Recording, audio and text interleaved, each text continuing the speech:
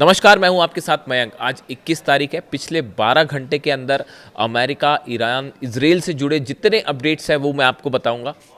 देखिए, पूरे दुनिया के मन में, पूरी मिडिल ईस्ट से लेके तमाम जो देश हैं, उन सब के मन में सिर्फ एक ये सवाल है कि क्या ईरान और अमेरिका के बीच जो एमओयू साइन हुआ है वो क्या कंटिन्यू हो पाएगा? क्या उस पर बातचीत आगे बढ़ पाएगी, या फिर एक बार फिर मामला जंग की तरफ जाता दिखाई दे रहा है?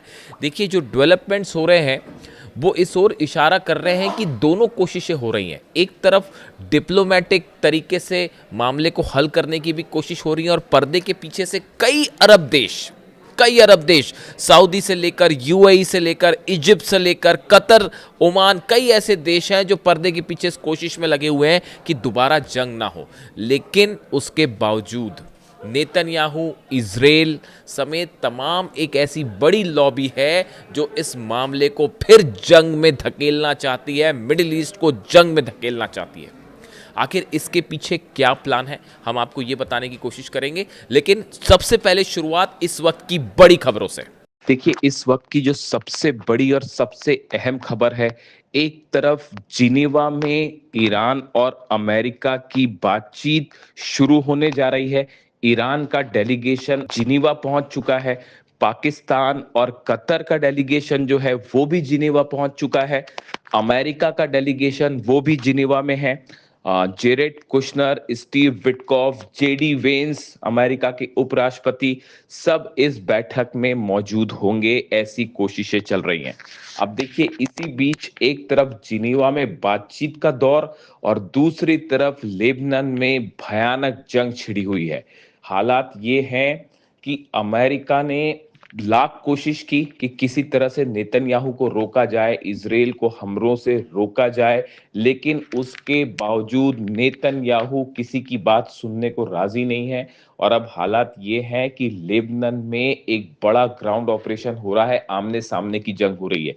लेकिन इसी बीच इस ऑपरेशन में बड़ा झटका लगा है इजराइल को। इजराइल के पिछले 48 घंटों में कई सैनिकों की मौत हो चुकी है, टैंक तबाह हो चुके हैं, कई गाड़ियां जो इजरायली सेना की गाड़ियां हैं उन्हें तबाह कर दिया गया है। देखिए, जो अभी लेटेस्ट हमला हुआ है वो कफार तेबनत इलाके में हुआ है। यहाँ पर हिजबुल्लाह ने बड़ी ड्रोन स्ट्राइक की। देखिए, यहाँ इजराइल की सेना जो है वो कई इलाकों में हमला कर रही थी और कई घरों पर हमले किए जा रहे थे कफार तेबनत इलाके में, जिसका बदला लेने के लिए हिजबुल्लाह की तरफ से बड़ी ड्रोन स्ट्राइक की गई है। और जो खबरें आ रही हैं कि करीब 20 इजरायली सोल्जर्स जो हैं, इजराइल के सैनिक हैं, आईडीएफ के सैनिक हैं, वो इस हमले में घायल हुए हैं और कई की मौत भी हो गई है, जिसकी पुष्टि कुछ समय बाद हो सकती है। देखिए, कफार तेबनत ये वही इलाका है जहां पर करीब 48 घंटे पहले ही मरकावा टैंक्स तबाह कर दिए गए थे।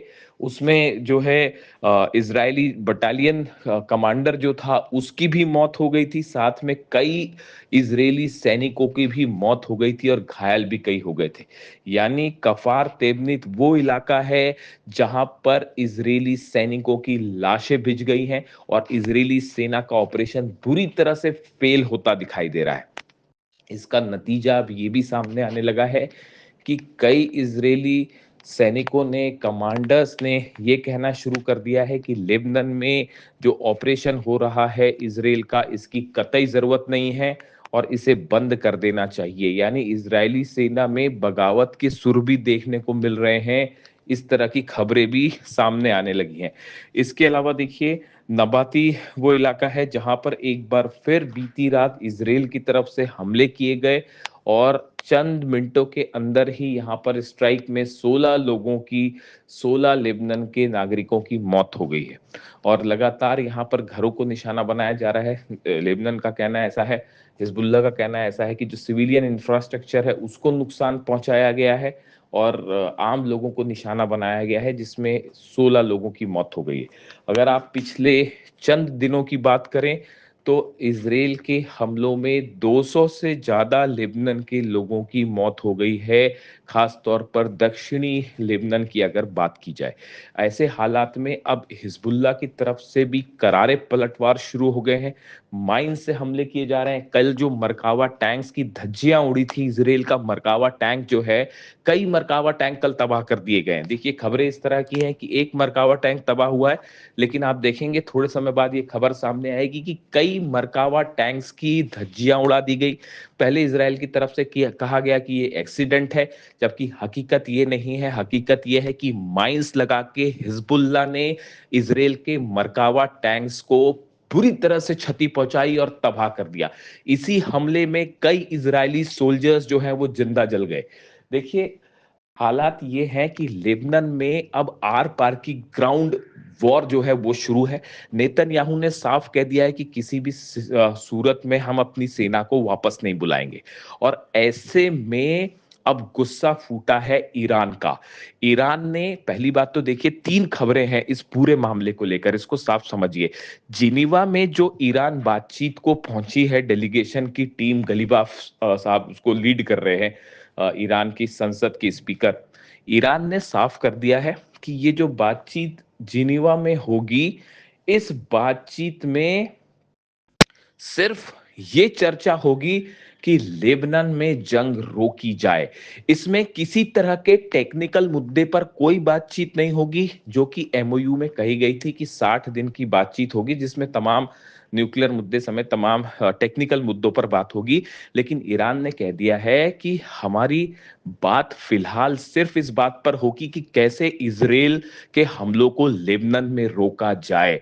इसकी पूरी जिम्मेदारी अमेरिका की है और अगर अमेरिका इसको रोकने में नाकामयाब होता है तो बातचीत फौरन रोक दी जाएगी। ईरान के सुप्रीम लीडर मुस्तबा खामेनी की तरफ से ये संदेश है डेलीगेशन टीम को कि अगर लेबनान पर हमले नहीं रोकते हैं तो बातचीत को रोक दिया जाए, डील से वापस आ जाइए। ये साफ संदेश है ईरान के सुप्रीम लीडर का।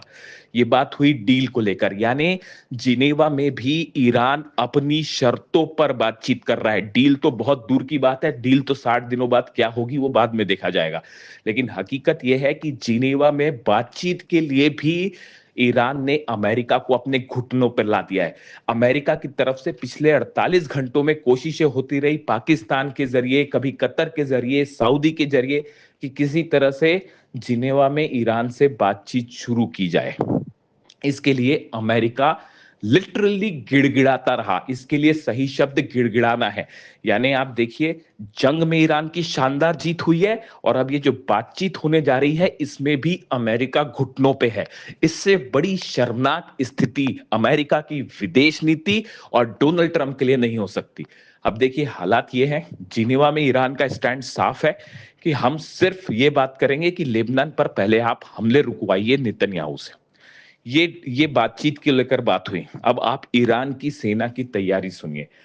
जो खबरें आ रही हैं ईरान से, ईरान की सेना बड़ी स्ट्राइक के लिए तैयार है इजराइल पे। और जो खबरें हैं उसके मुताबिक अगर अगले 2 से 3 दिन के अंदर हमले लेबनान पर नहीं रुकते हैं तो ऐसी स्थिति में ईरान की सेना प्रीएम्प्टिव स्ट्राइक की तैयारी में है। एक बार फिर इजराइल पर मिसाइलें बरसा दी जाएंगी। ये तैयारी है ईरान की सेना की। जो मिसाइल बेसिस हैं उनको तैयार कर दिया गया है, लॉन्च पैड्स तैयार है, खैबर मिसाइल्स तैयार है और साफ संदेश है कि अगर लेबनान जो बातचीत जिनेवा में होने जा रही है, अगर इसके बाद भी नेतन्याहू नहीं मानता है तो मिसाइलों से नेतन्याहू और इजराइल की सेना का इलाज किया जाएगा। ये कहना है ईरान की सेना का। स्ट्रेट ऑफ हॉर्मूज बंद है। कल देखिए वार्निंग्स दी गई ईरान की सेना की तरफ से, आईआरजीसी की तरफ से। हॉर्मूज में ऐलान किए गए कई जहाजों को वापस भेज दिया गया। ये कहा गया कि अभी स्ट्रेट ऑफ हॉर्मूज बंद कर दिया गया है। जैसे लेबनान पर हमले हो रहे हैं उसके बाद स्ट्रेट ऑफ हॉर्मूज को बंद कर दिया गया है। अगर आप आगे बढ़ेंगे तो जहाजों को तबाह कर दिया जाएगा। जिसके बाद डोनाल्ड ट्रंप के पैरों तले जमीन खिसक गई है। अमेरिका की तरफ से दावे हो रहे हैं कि स्ट्रेट ऑफ हॉर्मूज खुला हुआ है, लेकिन हकीकत यह है स्ट्रेट ऑफ हॉर्मूज में परिंदा भी पर नहीं मार सकता इस समय ईरान की सेना की इजाजत के बिना। यानी हॉर्मूज पर अब पूरा कंट्रोल ईरान का है, ईरान की सेना का है। अमेरिका के जहाज जो हैं वो कुछ हद तक पीछे हटे हैं, लेकिन वो ओमान की खाड़ी के आसपास अब भी मौजूद हैं। जितने ऑयल टैंकर्स पिछले 48 घंटे में निकले हैं, वो सारे के सारे ईरान की परमिशन से निकले हैं, ईरान की उन पर नज़र है और बड़ी मात्रा में जो तेल बाहर निकला, वो ईरान की निगरानी में निकला है। लेकिन अब जिस तरह से हमले जारी हैं लेबनान पर उसके बाद जो है ईरान का गुस्सा देखने को मिल रहा है और ईरान ने स्ट्रेट ऑफ हॉर्मूज को बंद कर दिया है।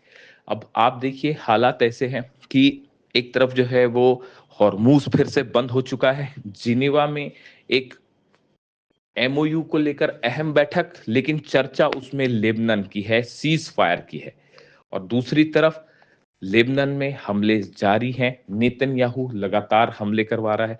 ऐसे हालात में अब सवाल ये है कि सबकी नज़रें जिनेवा पे हैं कि जिनेवा में बातचीत के बाद क्या नेतन्याहू रुकेंगे? लेकिन हकीकत ये है कि नेतन्याहू और इज़राइल को रोकने के लिए इस अमेरिका के पास कोई बड़ा प्लान फिलहाल नहीं है। देखिए कई बार इस तरह की खबरें आई कि नेतन्याहू और ट्रम्प के बीच में किसी तरह की नाराजगी है और अमेरिका जो है वो नेतन्याहू से नाराज है और ये तक कह दिया गया जेडी वेंस की तरफ से कि अगर हम आपको नहीं बचाते तो आप नहीं बचते। इस तरह की तमाम बातें कही गई, लेकिन ईरान ये मान के चलता है, ईरान के तमाम बड़े एक्सपर्ट ये मान के चल रहे हैं कि नेतन्याहू और ट्रम्प के बीच किसी तरह का कोई नाराजगी नहीं है, किसी तरह की कोई मतभेद नहीं है। एक बड़े प्लान के तहत ये काम किए जा रहे हैं और बड़ी अंडरस्टैंडिंग से ये काम हो रहे हैं। यानी